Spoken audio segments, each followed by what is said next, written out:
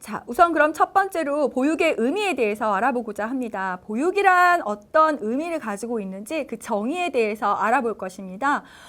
보육은요, 보호라는 개념과 교육이라는 개념이 합쳐졌습니다. 말 그대로 보호의 보자와 교육의 육자를 합쳐서 보육이라고 일컫습니다. 보호는 보호, 즉 지키거나 편안하다, 돌보다, 돕다라는 의미를 가지고 있고요. 육은 기르다라는 의미를 가지고 있습니다. 이렇게 일반적인 사전적 의미로서 보육이라는 것은 영유아를 기르거나 정상적인 발달을 목적으로 베푸는 교육이라고 할 수 있습니다.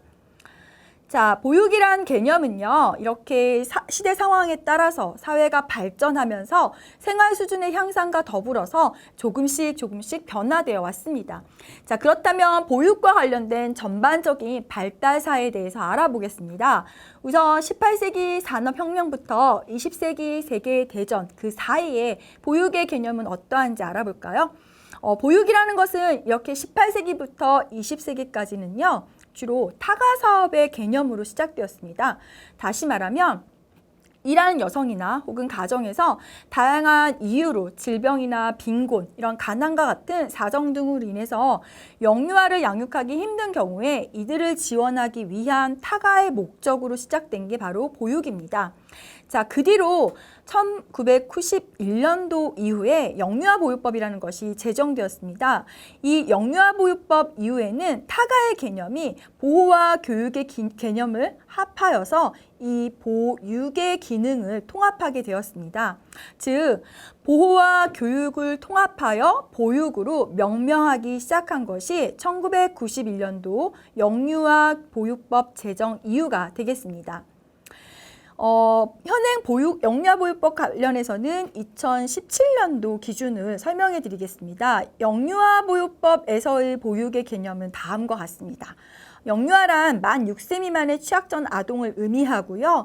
보육이라는 것은 영유아를 건강하고 안전하게 보호하고 양육하면서 이 영유아들의 발달 특성에 맞는 교육을 제공하는 어린이집이나 가정 양육 지원에 관한 전반적인 사회복지 서비스를 보육이라고 합니다. 영유아보육법에서 근거하고 있는 보육에 대한 개념에 대해서 알아보셨고요. 종전의 영유아보육법 같은 경우에는요, 이와는 조금 다르지만 크게 다르지는 않습니다. 종전의 영유아보육법은 다음과 같습니다.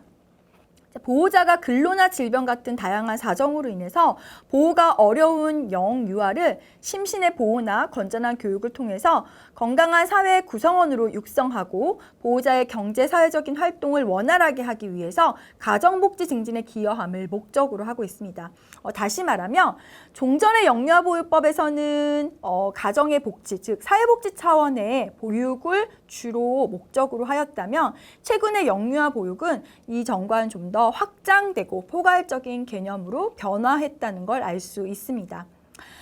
그래서 개정된 영유아보육법의 변화는요, 조금 더 특수하지 않은 보편적인 인권의 관점으로 변화되었다는 특징이 있습니다. 즉, 과거에는 보육 대상이 약간 보충적인 관점에서 요보 계층이나 요보 아동들을 도와주는 개념이었다면 최근의 영유아보육법의 변화에서의 보육은 누구나 일반적으로 모든 이들에게 보편적인 아동 인권의 관점으로 확장되었다는 것이 특성입니다. 그래서 과거에는 주로 저소득층 대상 자녀를 중심으로 해서 취업모의 자녀를 맡아서 단순하게 보호해주는 측면에서 그쳤다면 최근에는 보편적 개념으로, 즉 보편적 영유아로 변화됨에 따라서 모든 영유아가 교육과 보호받을 권리를 보장받고 있다는 것이 특징입니다. 자, 현대사회에서의 보육은 어떠할까요? 과거는요, 저소득층이나 결손가정의 요보 자녀들만이 보육이 필요한 것으로 봐왔습니다. 그런데 현대사회에서는 과거하고는 달리 일반 가정의 어린이들까지 그 보육의 대상으로 범위를 확장시켰기 때문에 보편적 보육이라고 합니다. 그래서 보육의 성격도 마찬가지로 부모의 취업의 유무와 상관없이 취업을 하던 비취업 모던 상관없이 그 지역사회나 가족의 요구를 모두 반영하여서 확대되었다는 특성을 가지고 있습니다. 자, 그래서 여기서 살펴봐야 될 중요한 포인트는요,